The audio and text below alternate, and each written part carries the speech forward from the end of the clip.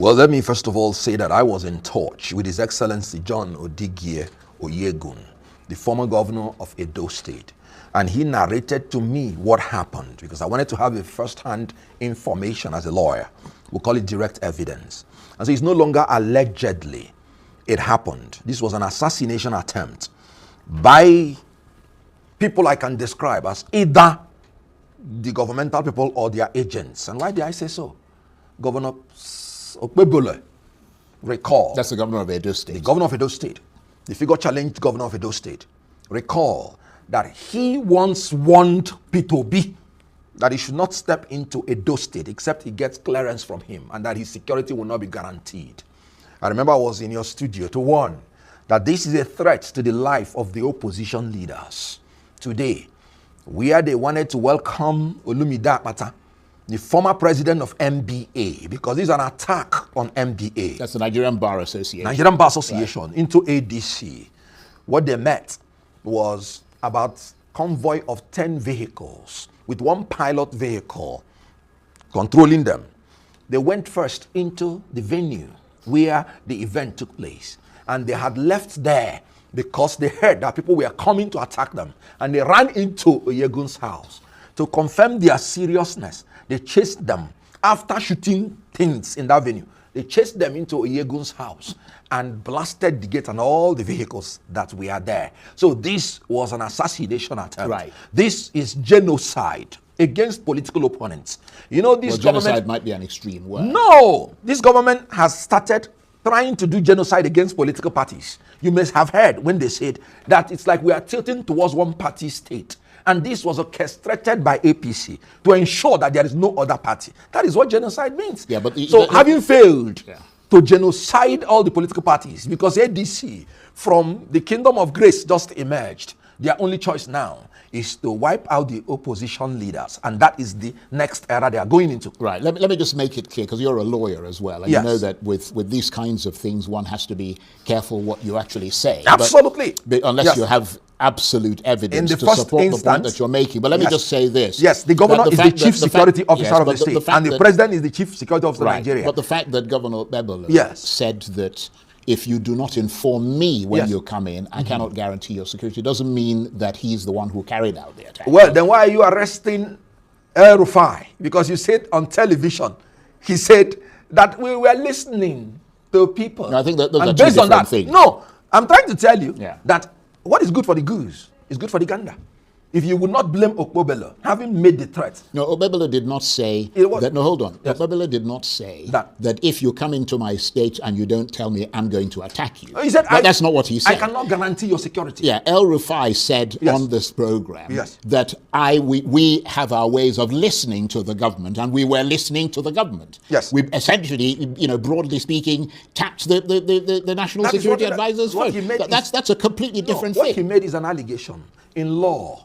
Because you have dragged me into it.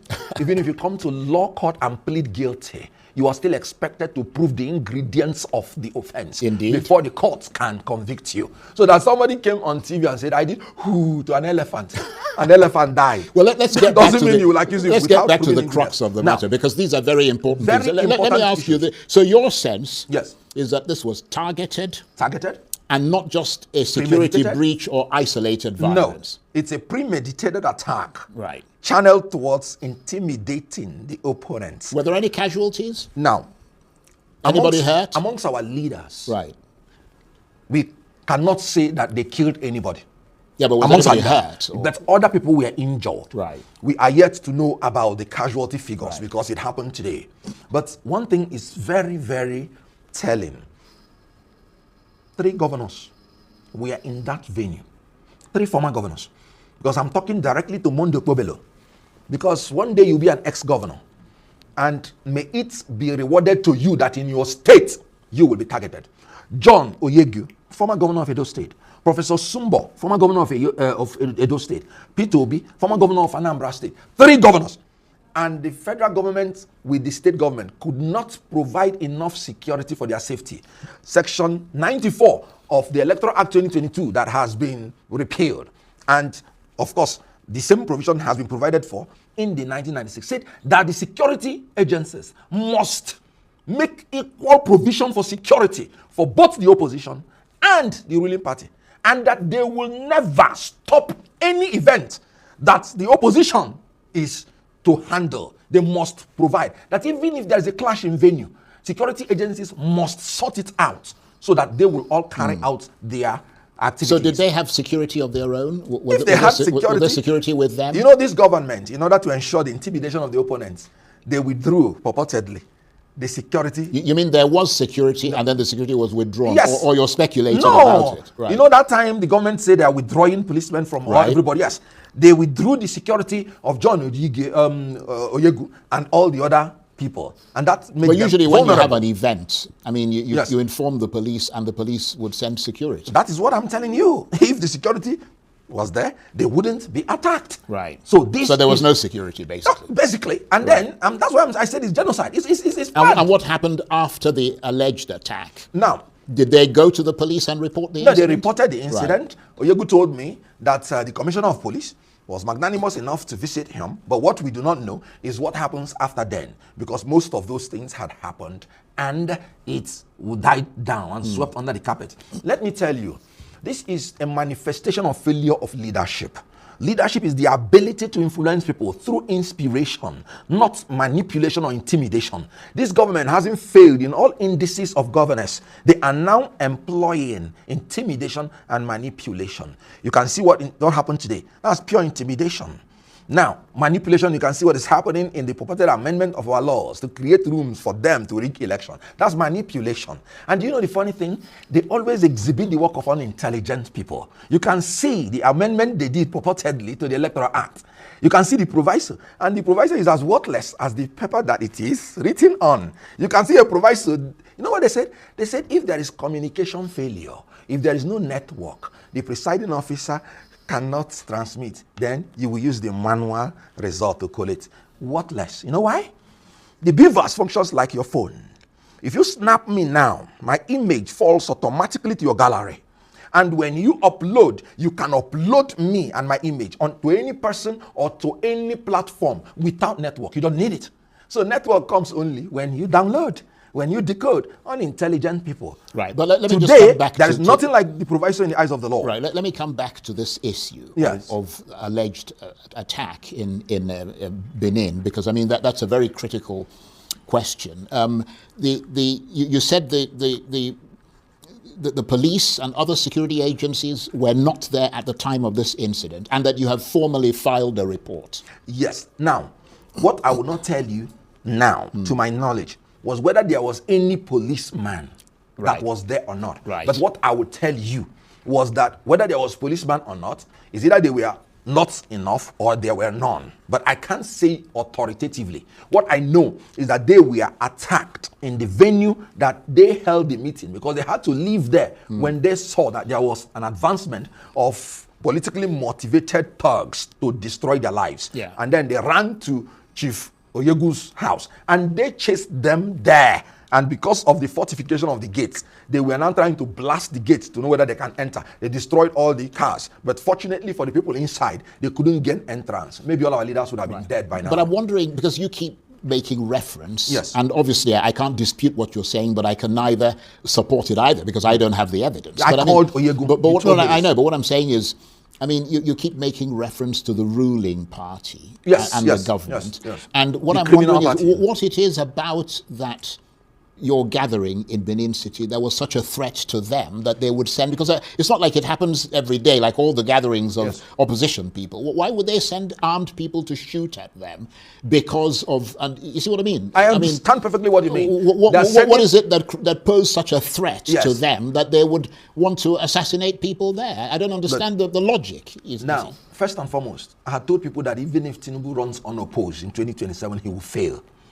Because the Constitution... just because you said it doesn't mean it's going to happen. No. You said you were going to win in the FCT. You didn't win. I didn't say that. No, I'm not talking about you. I'm saying members of your party. Before now, I said that the candidature of the members of ADC in FCT was suspect. And that Nigerians should not judge us by FCT election. I said it before.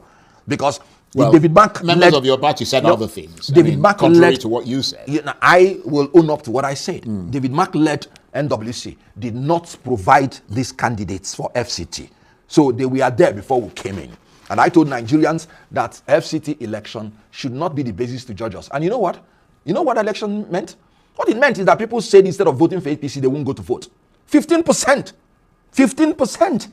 Well, that's how you interpret it. But that is what it is. Yeah, but the point is that, you see, I'm not a spokesman. So the next thing people are going to say, oh, well, he's talking. I'm trying to tell you the threats. The reason, what I'm saying is the reason in Edo, why the percentage of people who came out to vote in the FCT voted from official figures, voted in favor of the APC. Now. So they could have voted in favor of the ADC, irrespective of how few their numbers were. Good. I don't want to go into the details of the sham election. You and I knew or know that Mwike obstructed people from coming out. He declared restriction of movement. That was to ADC members. It cannot be to APC members because they've already had a meeting and told them that they will not be restricted. But he officially, from 8 p.m. Well, how do they know who's going to vote for the ADC? No, they are government in terms in of power. Campaigners. They are government in power. So government in power have the minimum persons who are benefiting from them that will vote for them. We are not government in power. So any restriction of movement is going to affect our voters. Okay. But that's, by the way, why I'm telling you that Tinubu will lose, even if he comes unopposed. That is the reason they want to destroy the opposition party, because of the threat that they will lose 2027 election. All this hula baloo about people defecting, governors defecting, and all those things. 2027 election is going to be the people of Nigeria against APC. Let me just return. So because they know they will lose, that's why their attention is to wipe out the opposition leaders. Well, let me just return to that incident in Benin City, because again, in many respects, it is an isolated incident. No, it's not a common incident that everywhere the opposition is meeting, gunmen come and open fire. No, it is. So the reason it is. In Lagos State, the ADC leader in Lagos State, who was the Labour Party gubernatorial candidate, when he wanted to have a meeting, he was disrupted by thugs. They wounded and nearly killed people in Lagos State. Right. Okay. Let me ask you this. And Mondo Okpebholo, you may not have heard, he has accused ADC that they are the ones sponsoring cultism and that he is going to demolish their houses.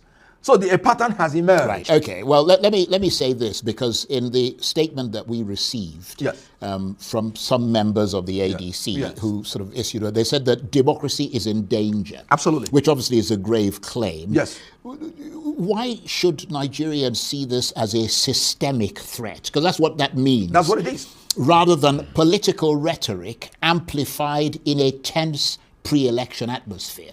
Now, which you often get in Nigeria before elections. Good. I told you there is a premeditated plan to destroy opposition leaders. Since their plan to destroy the opposition political parties has failed, and you were telling me that it's an isolated event. In Kaduna State, I'm asking you whether it's an isolated. No, it is not. Right. In Kaduna State, it happened. You saw how they blasted the events where ADC wanted to have their meeting. Now, I've given you instances in all the 6 geopolitical zones. Okay, but let me ask you this then, because we're running out of time. Good. I mean, you make the point, and you make your point fairly robustly there. This incident happened around what I might call a high-profile defection, because I mean, Olumide Abacha was defecting to the ADC, or formally joining the ADC. Better.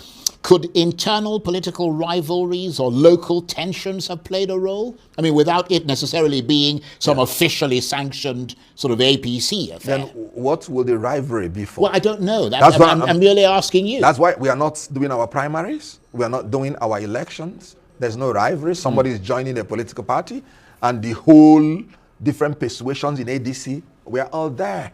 So you see Obi was there, Osumbo there, Akpata was there, Oyegu, former national chairman of APC, because APC is a party that doesn't have conscience. Yeah, but those are all people from the ADC. That's what I'm saying. Who were there. You said whether it is any rivalry. And it could be rivalries. Yes. I mean, I'm purely speculating. No, I know. Well, what I'm saying is that it could be rivalries that Abacha himself has with other people. I mean, I don't know. And I'm saying it cannot... Having come from another party to a different party. It cannot be, because he has not told you he's going to contest for any election. He has not told you, he has just come in to join a political party. So your conviction is that it is a broader national plot from the APC. From the presidency to the governor of Edo State. Because why? The governor is the chief security officer of Edo State. The president is the chief security of Nigeria. 10 vehicles without split numbers moving in one direction. They were not arrested. They were not stopped. They were not interrogated. They finished everything and they left. You know what Abacha will tell you? Abacha will tell you that's state-sponsored terrorism. But shouldn't